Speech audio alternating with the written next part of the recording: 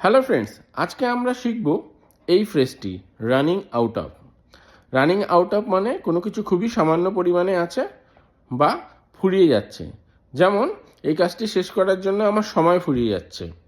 I am running out of time to complete the work. Running out of time, সময় ফুরিয়ে যাচ্ছে। পরের example, running out of money. মাস শেষ হওয়ার আগেই আমার টাকা ফুরিয়ে যাচ্ছে।